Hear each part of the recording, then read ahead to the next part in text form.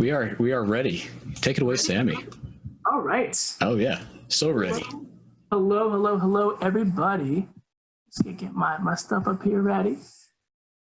Hope you guys are doing well. It is a beautiful, sunny, humid. It's a disgusting day outside here in Brooklyn. It is sticky and humid and gross, and I hate it.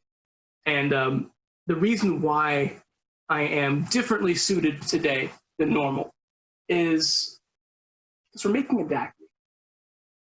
A daiquiri, it's the kind of cocktail that brings to mind, visions of folks in white suits making drinks in extraordinarily hot climates.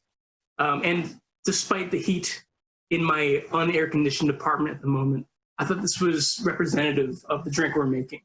A drink that it's just as important how it looks as how it tastes. There's a favorite quote of mine by from Harry Craddock, the Savoy Hotel in London back in the day. And he was once asked what was the best way to drink a cocktail. And he said, quickly, while it's laughing at you. Tonight we're tackling the daiquiri, which is a drink that has plenty of reason to laugh. It is a beguiling cocktail to master due mostly to the fact that there just are an infinite number of combinations of rum, citrus, and sugar. Early cocktail books, and we're talking, late 19th century, early 20th century, they're asking for white sugar, castor sugar, powdered sugar, molasses, gum syrup, lemon juice, key lime juice, Persian limes, grapefruit, orange, Cuban rum, Jamaican rum, Medford rum, bathtub rum. And let's say you even get the right ingredients. What would you even call it? It's gone through a lot of different names over the years. The Santa Cruz Sour, as Jerry Thomas called it. Maybe the Hemingway Special, as it was referred to in the 20s and 30s. What about the Papa Doble, the Floridita, the Rum Daisy, the Bacardi cocktail, the Canchanchara, the Cuban Gimlet? Or would you call it the Daiquiri, named for the beach where an American engineer claimed to invent this very mixture all the way back in 1896 AD? You know the old saying, for every indigenous accomplishment, there is a white guy ready to take credit for it 20 years later. There was absolutely some version of this drink made way before this guy Jennings Cox, who was an engineer and a miner. He was over 18 years old. He was a miner in this little area near Daiquiri Beach, and the fact that he came up with this idea, it's a funny story. He was apparently making gin sours, just lemon juice, sugar, and gin. He ran out of gin, as you do in Cuba, obviously. Went to the store and picked up some local rum, threw it in there, and all of a sudden, boom, classic cocktail. The fact is, people were making this, dating back to the 10 Years' War in the 1870s. And you could even argue that this is not too dissimilar from the original Navy grogs that were served in the 18th century. We're talking just a ration of rum, a bunch of citrus, and a bunch of sugar, just to make sure that all the sailors were drunk enough not to revolt, right? But perhaps the real reason why none of these other drinks gained any momentum was because they weren't promoted by liquor companies like the Daiquiri and the Mojito were. And I think of this huge gap, this yawning gap, this chasm between the first time that Jennings Cox made what we called a daiquiri or a daiquiri, as he pronounced it properly then, but do not now, because you'll seem silly, and how we got to it being a classic cocktail. And there's a lot of crazy stuff happening in the middle. The daiquiri doesn't actually come into print, like Western literature, until 1920. Interestingly enough, it was F. Scott Fitzgerald's novel, This Side of Paradise, and it was ordered by the main character who asked for a double daiquiri, which coincidentally is the same order of his good friend Hemingway. He would crush these bad boys. In fact, having a dude like Hemingway lent this drink the kind of romanticism that is sometimes necessary for a drink to succeed, for a drink to just live for a century plus. But we have a certain individual to thank for this drink actually existing today. His name was Constante Ribalahuaga. My Spanish is brutal. And I have here an excerpt of a dude who wrote a book in 1939 going to Barla, Florida. And he said, quote, "After this man, Constantino, had pitched me a few of these daiquiris, I had to admit that he was in a class by himself. I do not know what he's getting, but I think he ought to hold out for more dough before he signs another contract." End quote. Fun story. He actually ended up owning that bar. So he did all right for himself, and he became a legend, certainly, these days. Now, in terms of rum in general, during the Second World War, whiskey and vodka are all rationed. You can't get your hands on it. So the Americans are actually starting to drink rum with more commonly these days. It used to be that rum was only drunk by like lowlifes and criminals. It did not have a great brand. Rum did not. So people were starting to drink this. People were starting to legitimize it by making cocktails with it. Problem is, thinking World War, okay, we don't have a lot of stuff to work with right now. There was an invention in 1938, an American invention, that irrevocably changed the course of cocktail history. I wonder if you can guess what it is. I'll give you a moment. In 1938, it was the Waring blender, singularly responsible for the innovation and ruination of every slush puppy masquerading as a Polynesian pearl diver. Every just like hurricane was just thrown into a blender and destroyed and over diluted by people that didn't know how to use them. By the way, the blender is not to be confused with the drink mixer from Hamilton Beach back in 1910. That's where you like imagine like how you would get a milkshake back in the day. The same machines were being used in real innovative ways in the tiki world at that time. We have some incredible, like Trader Vic basically reinvented the way that we make cocktails by saying that they ought to be blended a little bit. But that is not the frozen daiquiri bullshit that we see at every beach hotel today. We have Constante Ribalahuaga to thank for actually dragging the daiquiri through this dark period where everything was frozen and made bright red. If it were not for him, I don't think we'd be looking at the daiquiri today, or I don't think it would have been dug up in the 90s and early aughts and given sort of a refresher. And I think we're all thankful for that reason. Now, am I saying that you can't go to Aruba with the kids and get the armband, the wristband thing, and put on some water wings and have some overcooked mahi-mahi and get a sunburn and get whipped in the face with all the ultra fine sand, and just order a frozen strawberry daiquiri? God damn it! Yeah, I am saying that. You're better than that. What are you doing? Come on, let's get a beer. Come on, what's going on here? I think daiquiris. This is personal stuff. I'm not trying to put anybody down, but daiquiris are very similar to martinis in that they are often ordered by the most fastidious drinkers who demand a level of hospitality that borders on telepathy. You know, like the martini can be ruined with the best intentions. And the same thing can be said for the humble daiquiri that still to this day cannot be trusted in some of the less enlightened corners of the drinking world. There's a quote here I love from Fred Minnick of Rum Curious. And in this book, he says, quote, "When he orders a daiquiri, Esquire food critic John Mariani gives the bartender his card with the recipe in the back. It calls for gold rum. In a sense, the daiquiri's rum is as much preference as anything, but the methods are not. if a bartender interview candidate automatically throws all these ingredients into a blender, they will not be hired at any serious bar.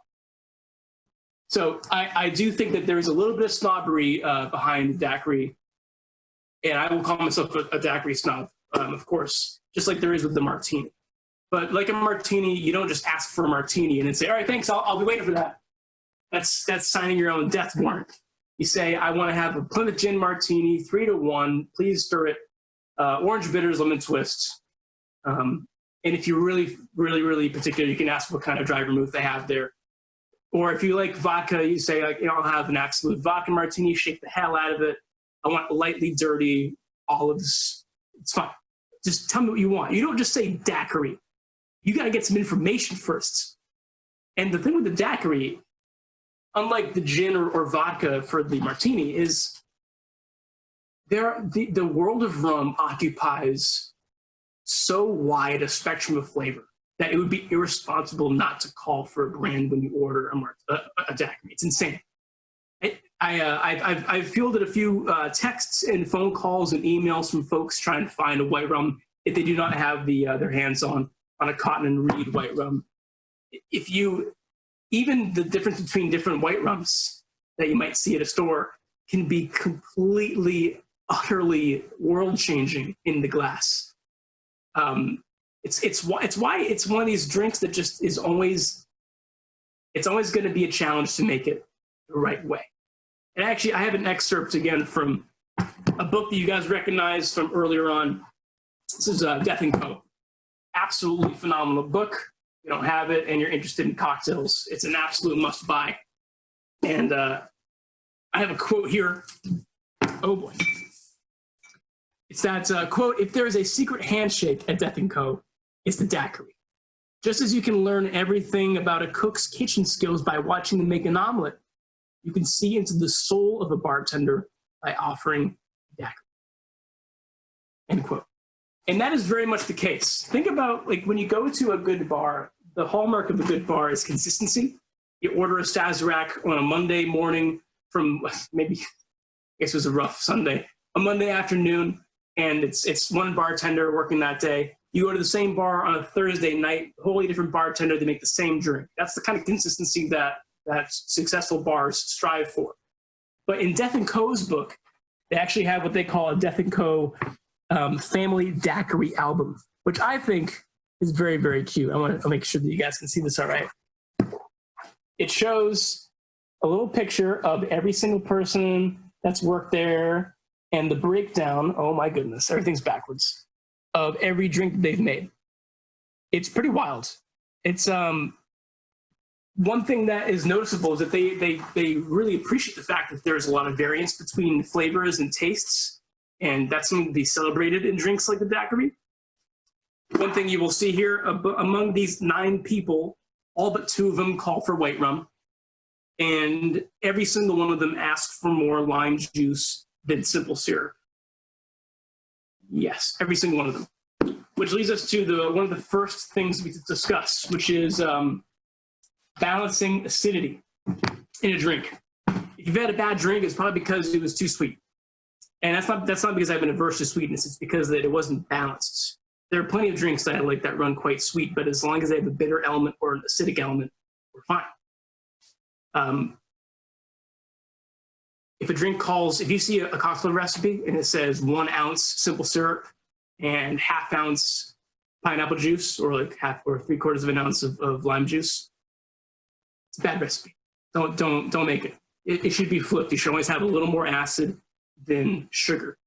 That's just the way that you will balance the acidity, such that it doesn't make you feel full. Remember that sugar kills appetite.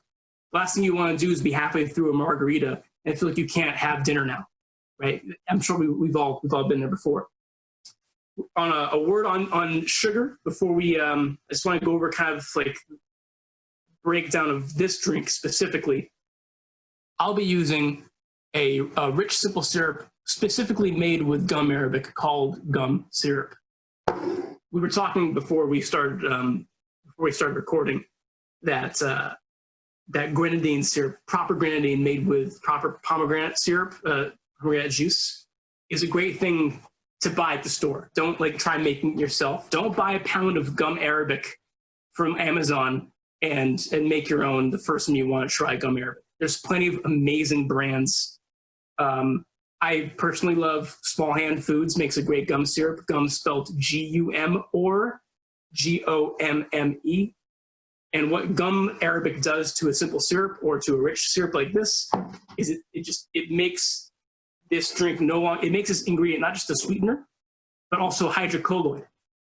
So it thickens as well as sweetens. And it makes sure that the first sip is as sweet as the last sip because it holds the integrity of the drink, which is so much fun.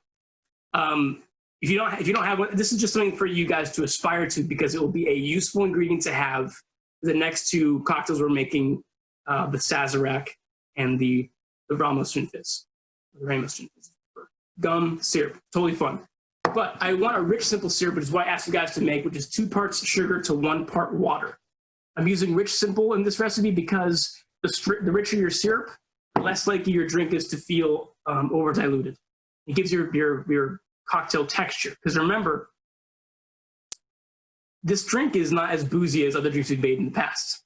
You know, before we even dilute this drink, more than a third of the volume is non-alcoholic. So because of that, this is a drink that is at risk of being over diluted super quickly. So be aware of that when you are shaking your drink. That's my word on simple syrup. If you're using 1-to-1 syrup, totally fine.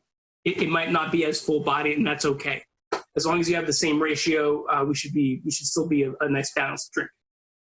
In terms of limes, there's no exception for good limes. You need to use fresh limes. And I don't mean that they have to be picked off the tree that day. I just mean that you have to open a lime and you gotta squeeze it. Do not use juice out of a plastic lime with a cap on top. Don't buy sour mix. Even the good ones like the Ripe brand from Whole Foods are very nice, but they're not necessarily what you want to work with. Do not recommend them. I am going to say if you do juice your limes and you have extra left over, put it in the fridge. It's good for a day or so. Other than that, just use it use it whenever you need it. I look for limes that have a tight skin, like a very smooth, tight skin. It doesn't look like the surface of the moon. The pores are not very pronounced. If you see a very, very craggy lime or one that's hard to squeeze, there's not going to be a lot of juice in there because it has very thick pith. So I'm looking for a lime that also gives fairly easy in my hand.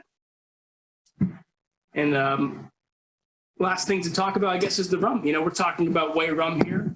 You can certainly use other rums. The reason why I'm using a white rum is because this is, I think, it's the ideal rum to use in the classic sense of the daiquiri. Back in the day, of course, they weren't using the limes we're using. They were using key lime. And they weren't using this rum from DC. They were using Cuban rum.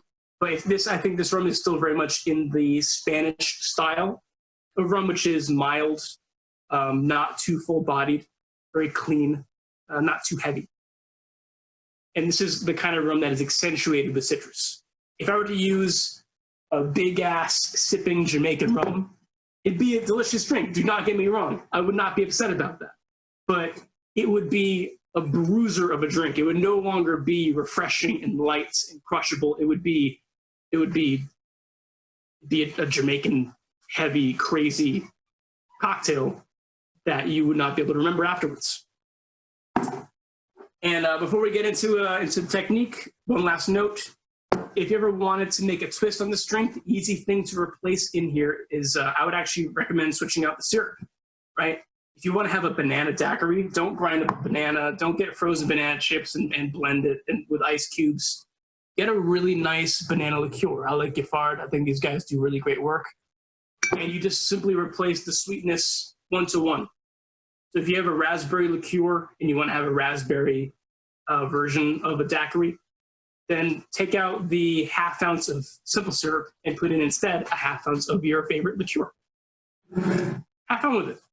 I would say that you should probably try it this way first. That's all we have on ingredients. A note on technique, we're shaking for the first time. So I suggest that you have your shaker ready.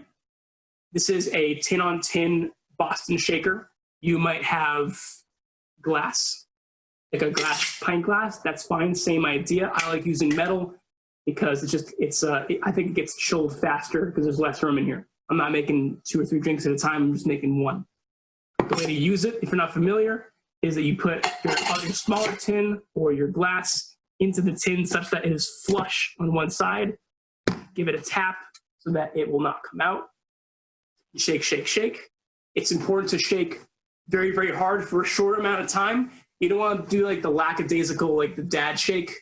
You don't want to do this. You don't want to do this. Just really shake the hell out of it.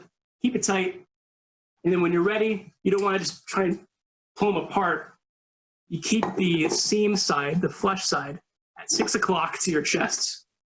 And using the heel of your hand, give the top of the tin a quick tap. It comes right out. That's all you got to do. Okay, tap it, open up. Easy. If you have a cobbler shaker that has a mechanism on top with holes through the top, you don't have to worry about any of this. I just want to make sure that you're all being careful with the glass and not trying to rip it apart if you have a Boston shaker at home. There's no reason why you need to use any other size tins. It's all about preference. The more you make cocktails, the more you'll find what you prefer.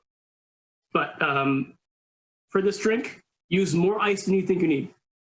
Use more ice, and also make sure that you are shaking fast and not for a very, very long, long time, because then you will be diluting but not chilling. And this drink needs to be cold as hell. If your glassware is not in the freezer yet, please do that now. So I'm ready to start building my drink, but I need my guest host. I think she's ready. Phil, can we bring her in? Sorry, who am I looking for? You're looking for Tom Ring. Ah, right. All right, they should be coming in any second. Oh, boy.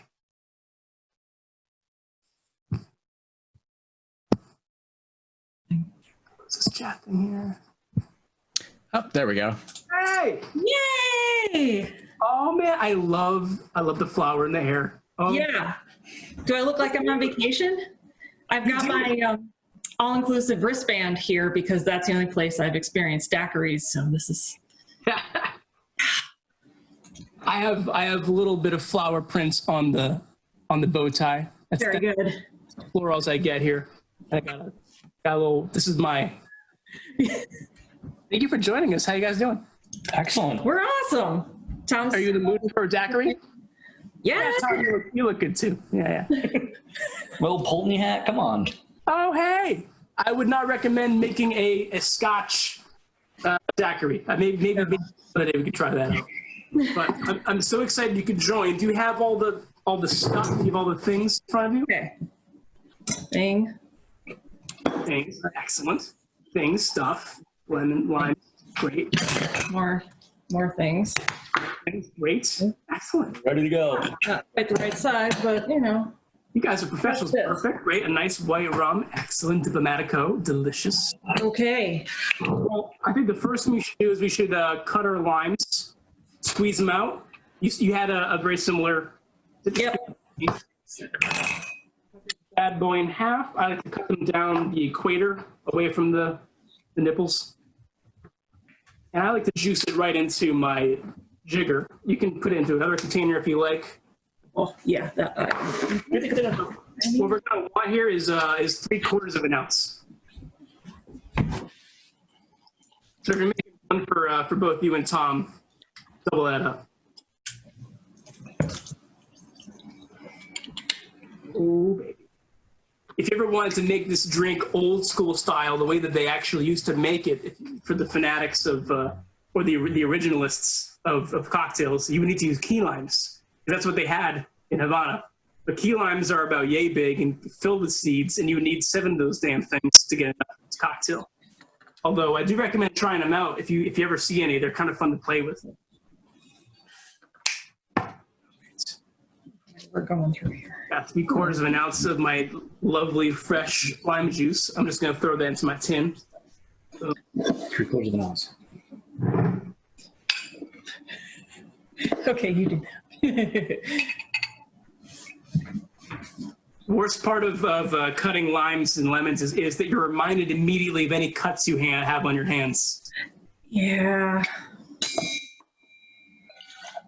My wife was doing her nails not long ago, and she's barred from cocktail activity for the next day and a half while she heals her cuticles. So we said 3/4 lime. Yep. Now we're going to do a 1/2 ounce of our rich simple. If you have 1-to-1 at home instead of rich simple, that's fine. If you have gum Arabic at home, that's super cool. Just keep it to a 1/2 ounce. Remember, we always want to have a little bit less sugar than acid. Sweet plus acid equals sour. So we want a sour drink, not a flat one. All right. So we have 3/4 of our citrus. We have a 1/2 of our sweet. Now we're going to do 2 ounces of our rum. My rum is 40 Like more. proof, and 2 ounces is more than enough. This drink is not supposed to be eminently boozy. It's supposed to be refreshing.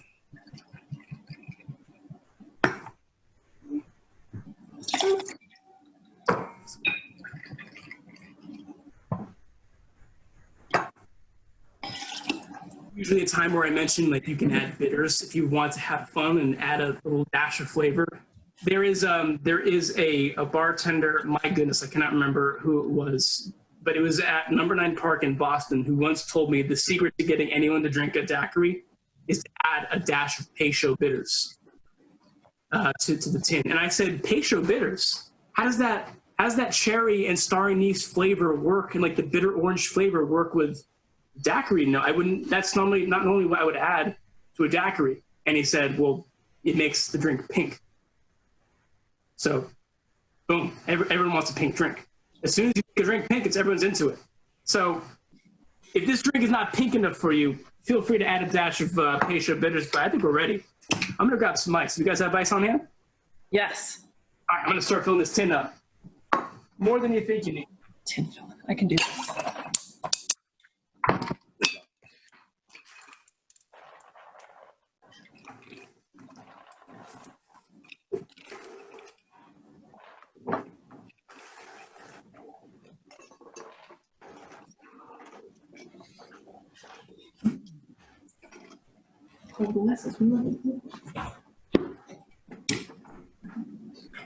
Use the other one. It's a little, yeah. So, I don't have like fancy bar ice, but I do have big ass, like just regular old human people cubes. If your cubes are smaller than this, you'll need to use more ice. Generally speaking, the more surface area you have, the faster you gotta get this done. So I'm gonna put my tin on, make sure it is tight in there. I'm gonna Shaking it. out of this. All right, you ready? Yeah.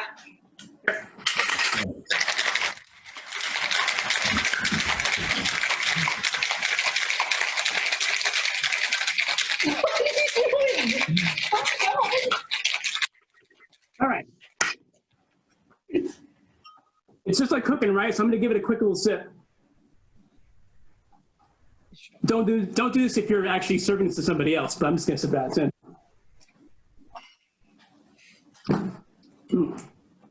That tastes delicious for me. Ooh. Now I'm gonna take my Hawthorne strainer. If you have a cobbler shaker like you guys do you happen to have a fine strainer? We do. Oh, that's fun. All you need to do is grab your glass out of the freezer.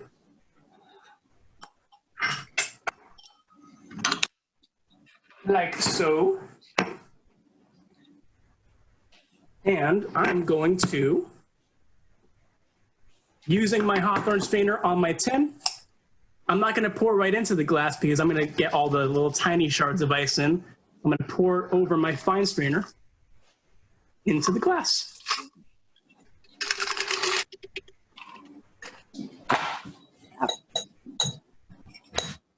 And what you will see in here is all the slush that would have ended up in your drink.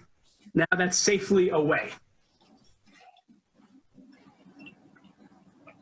And what we have here is a good old classic daiquiri.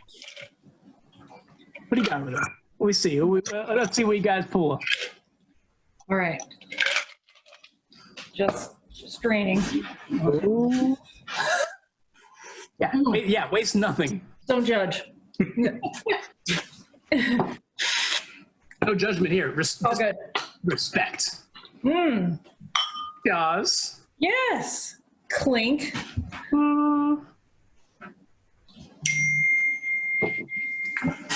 Delectable. Oh, man. That's Oh, what yeah. you want. That's nice. If this drink feels too sweet for you, Nope. there are 9 incredibly talented bartenders that have different takes on this drink. Just make sure that the second it feels too sweet, add more acid. When you're shaking and you're in the middle of shaking it, you can very easily add a little squeeze of lime in there to fix it. If you find this drink is not boozy enough for you, but you don't want to completely render this drink, like non-refreshing, this is when we get into the discussion of blending rums. I will happily add a teaspoon of a cask strength, really, really high ester, funky rum to give it a little more body and just a hint of a flavor, almost the same way that you would add bitters or like a vanilla extract when you're baking. It just gives you a little tiny bit of flavor. You don't need to use the entire thing because it'd be overkill. But in general, I find that this is such a great drink to on a hot day or before a meal when you just want to get ready. This is great with like ceviche, with if you have like an oyster, like a whole plate of oysters. I want something just that's bright and happy. It obviously goes really well with any other delicious like taco dish. If I have like al pastor tacos with this guy on the side, absolutely delicious. Mm. I'd do it. Have you guys made a daiquiri before? Is this your first one? First one. First one. How'd we do? Oh, amazing. So I just wanted to shout out to everybody before we go on to the Q&A portion, because I do want to make sure that everybody gets some closure. Oh my goodness! Thank you guys for coming. I want to thank everybody for coming. It means so much to me that you guys come in week in, week out and make some fun cocktails with us. Some normalcy, I know, to my life. Next week is the Armagnac Sazerac, which is an all-time favorite drink of mine. If you can't get your hands on our Armagnac, we can certainly direct you to find some. Please take pictures of your daiquiris. They might not be as handsome as Regan and Tom's right here, but they're yours, and we're so proud of them, and we're excited to get as many people in here as possible. If you're interested in joining us for future weeks, give us a shout out. And if you're ever interested in private cocktail tastings and classes, that's what I've been doing all week. Finding the love and doing private classes. Tom knows. It's so much fun spreading the gospel of cocktail around. But I did, again, just a quick cheers to everybody who's here. And thank you so much for coming. Cause. Woo-hoo. I'll stick around and answer some questions. Do you guys have any questions at all? I mean, you don't need any answers when you have the answer in your glass. I know. I feel like we do. Here it is. What are some like fun little riffs on this that you do with just stuff you find in your house, randomly in your pantry, and you're like, oh, that really kicks it up a notch. So like I said, like if you're bummed out about making simple syrup, or if you don't want to find gum, I do recommend people trying out gum syrup. It makes every drink better. Using a banana liqueur to make a banana daiquiri is absolutely delicious, and then throwing a dash of Angostura in there because the baking spices really work well with banana. You could also make this you can make it a watermelon daiquiri. You get some fresh watermelon juice. That can be a whole ton of fun that I mix in there with there. bitters don't really work in this drink as much as changing out the sweet component. If you find any cool tropical flavor, I also have like passion fruit syrup. Ooh. In the canon of things that I hate making, passion fruit syrup is one of them. I don't want to deal with pomegranates, and I don't want to deal with these crazy ass overly seedy passion fruits. Passion fruit syrup in this drink instead of the sugar. So good. So good. Delicious. But yeah, have fun with it. Like, and also like when you're making drinks, reverse engineer from what you're having for dinner. There we go. Tom just fished out the watermelon that I got for the chickens. But Okay. you know, it'll look Perfect. Throw it in there. It is, if you're not used to drinking cocktails and you're used to drinking like neat spirits, these are dangerously easy to drink. and now dangerously easy to make. I take full responsibility. Yeah. Any mistakes? Because I'm blaming all the quarantine weight on you because I was drinking all neat stuff before I got into cocktails. And now I'm just like, oh, Luxardo cherries. And I'm like, let me just whip this up. Oh. Damn that, Sam. I am wearing my most forgiving suit. This is the best I can do, guys. This is very blousy. Oh, I got room. I have gym shorts on the bottom, and it's ugly down below, but like, just yeah. I'm glad you're digging it though, because it's just this daiquiri scratches the itch that no single malt can. I won't get scurvy. Sorry? I'm good. No scurvy. No scurvy. No scurvy. Fun fact about scurvy, folks, is that the reason why British people are called limeys is because they were the only ships on the seas that didn't have oranges. Oranges are actually way more effective in curing scurvy than limes are. But all cities that grew oranges hated the British and refused to trade with them. So if you saw in their trade whatever their citrus they were using, you knew that they weren't British or not.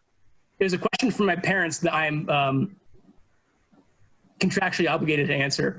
My parents are asking what adjustments would I make if I wanted to batch this. She's no doubt speaking of pre-batching these. If you want to have a round of daiquiris for a bunch of friends, Yeah.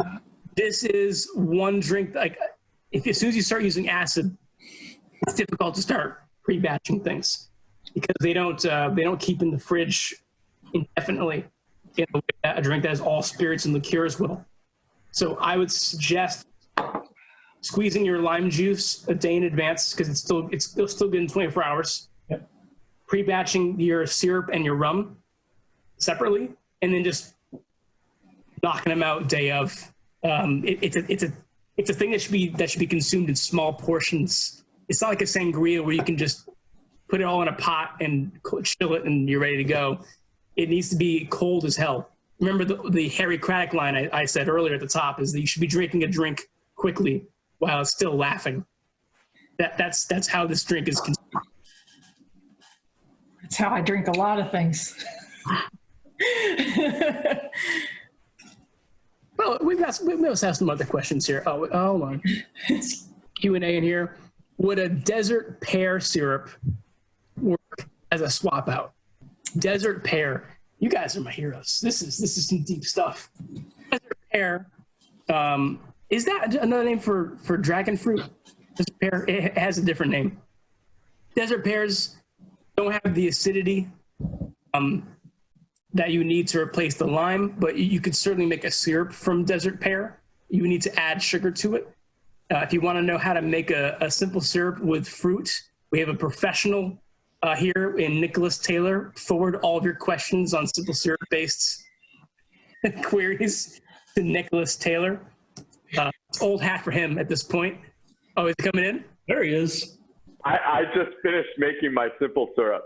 It's How'd been it an go? hour and a half. Are you drinking a glass of simple syrup right now? The glass of simple syrup. You made it pink. No, I was literally scrambling around for like 45 minutes before the thing, being like, Sammy, what do I do now? I want to make a raspberry simple. The reason it's pink is because it's a raspberry simple syrup. I haven't tried it yet, and I haven't added the Angostura bitters yet. Oh, damn. Sammy, that was well instructed. Yeah. For folks that haven't your own like that, simple syrups, it's just delightful.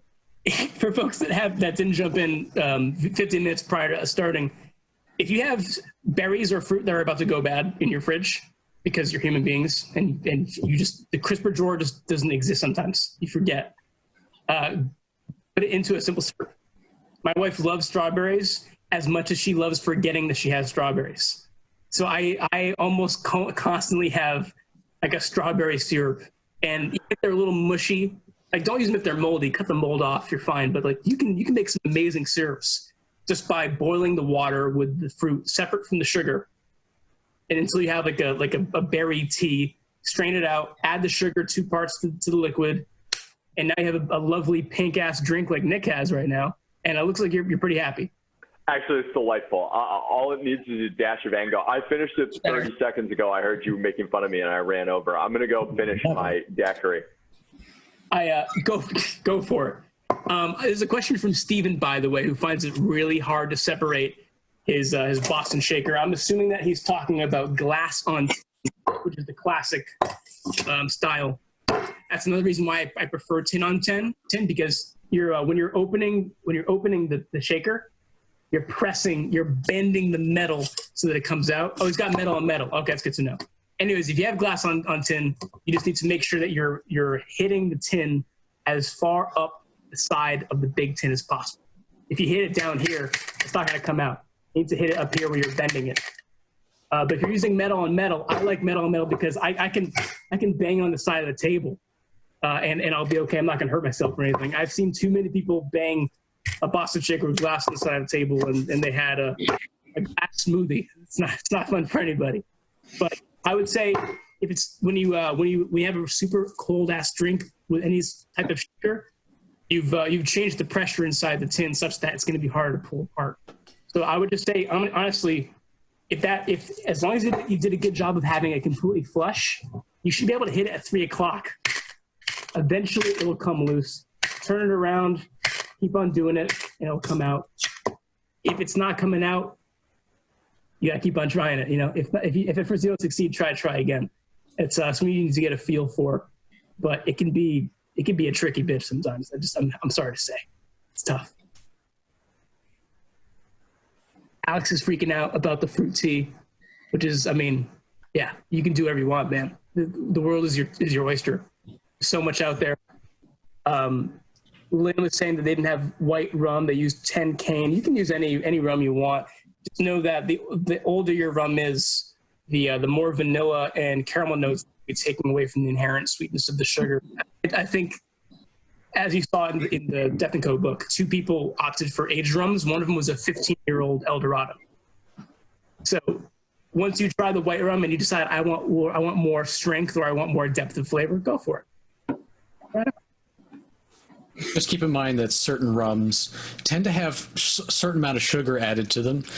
So when you get to the sweeter rums, you might dial back the simple a little bit, or you might keep it the same because you wanted more of the sweetness and richness out of the rum present in the daiquiri. But it's something to be keeping an eye on.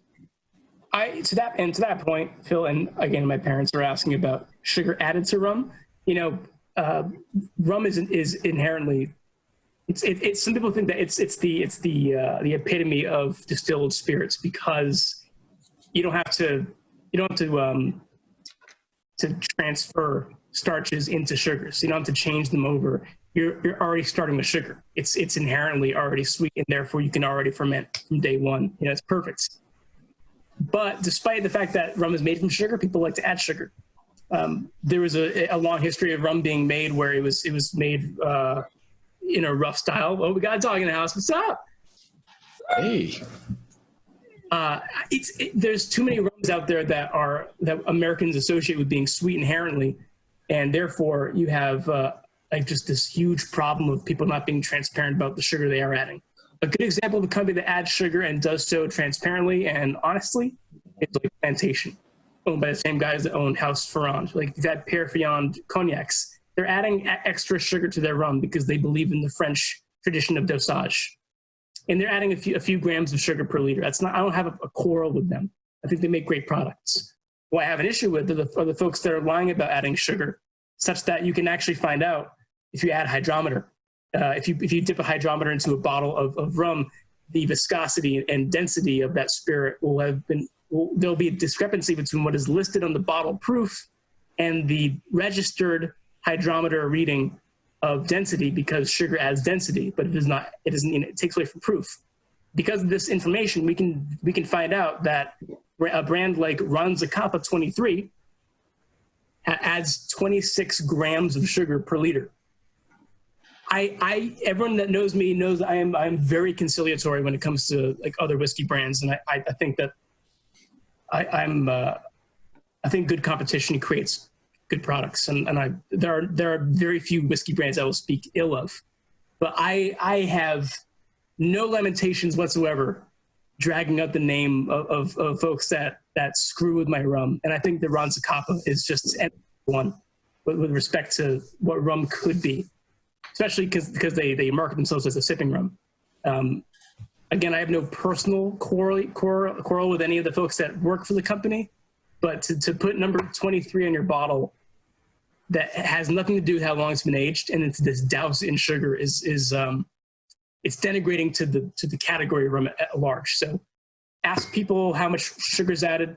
All the brands that I recommended, like Brugal, Cotton Reed, Plantation, Cagna Brava, Appleton Estate. These are companies that add very little, if any, sugar to their rums, and they're better for it. So keep that in mind. And to the second question of my parents is how would I balance that out? If I'm using El Dorado, which is a great Demerara rum, but happens to be doused in sugar, I would just use less sugar in my cocktails. I've literally made an old-fashioned cocktail, and I didn't add any sugar to it. I just added bitters to a rum and put it on the rocks because there's enough sugar already added. So I would say taste any rum you have neat first, and then change your mind from there.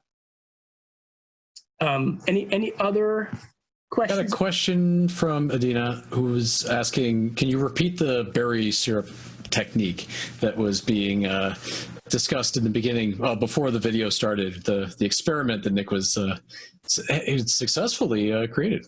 Oh, hello, Nick. It's very, very, very complicated. No, it's actually super simple. Sorry. If I can figure it out, you trust me, you can do it. Sammy, walk us through it again, though, just because people are they're a little inebriated. They need to walk through. Give it to us again. Yeah, absolutely, man. So making a simple syrup, equal parts sugar and water. I'm asking people to make a rich simple syrup because by going 2 parts sugar to 1 part water, you have a less hospitable climate for bacteria to grow, let's say. Some folks like to actually add a little bit of rum or a little bit of vodka to their simple syrups, such that they can't create any sort of weird pathogens over time. If you make a simple syrup, you should use it within a couple weeks or until it starts looking funky. But if you wanted to throw a fruit in there, if you want to make a flavored syrup, you treat it like making a tea. Don't throw your sugar and your water and then the fruit that you have laying around.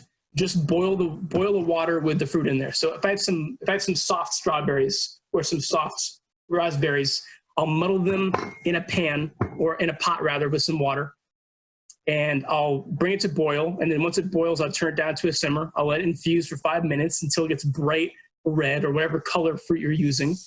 And then after I feel like that it's simmered enough and I've got enough flavor out of the fruit, you're not trying to make a compote. Like just make sure you get all the color out and the flavor. Strain it out. Strain it through a coffee filter if you can, something super fine. Not just like this won't, like a conical strainer like this will remove the seeds from the strawberry, but not the smaller pieces of flesh. Ditto cheesecloth. Like I think unless you're using a chinois, like a super fine strainer, or putting it through a coffee filter, the less particulate you have of fruit, especially fruit that's kind of like on the end of its freshness cycle, the more likely that syrup is going to last longer without getting moldy. So run the fruity water tea through a coffee filter. When you have the water, measure it. Let's say you'll have like a weird amount because it's not going to be a cup of water anymore. You've probably lost into evaporation. Let's say you have 3/4 of a cup left. Now you double the amount of that by weight. For sugar, you add the sugar in while it's still warm, and they have a syrup. As soon as the last grain of sugar has broken down, throw it in the fridge, and you're good to go. You got a syrup. Keep an eye on it. Use it every once in a while. Tammy just threw a drop of bitters into her cocktail. Dope. That's fantastic. I think the world of bitters allows you to have a lot of fun in this cocktail. If anything, I'm just hoping that this encourages you all to stay away from blenders. Blenders are dangerous. Blenders are very, very dangerous. I'll take it. I'm sure we have room for one more question before we move on. Blenders are bad, Emily. I mean, you're not wrong. Let's see here. Any other questiones?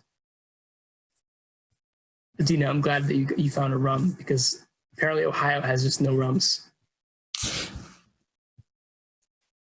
Oh, sorry. I thought I saw another question, and then I realized that was already answered.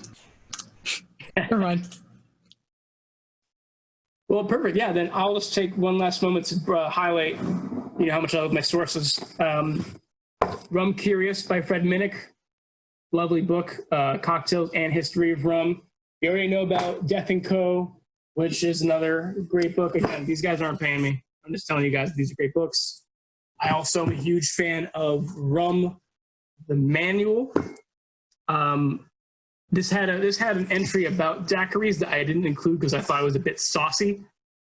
So you can feel free to check that out if you want. Dave Room is a great guy. And then Smuggler's Cove. If you want to get into tiki, this is the cocktail book for you. In fact, if you wanted to open your own tiki bar, it's the book for you. Other than that, thank you so much for coming out, for subscribing to us on Facebook, for spreading the love. I hope that you share your daiquiris with folks. Another thank you to Tom and Regan, and obviously Kalila as well, for coming in. Hopefully, we'll have a guest as lovely as you for our Thursday class, and we hope to have you all come back for our Armagnac Sazerac class next week. Thank you, guys. Looking forward to it. So very much. Thank you. Should we cut the feed? Cut the feed! Cut the feed, Bill! Oh my gosh.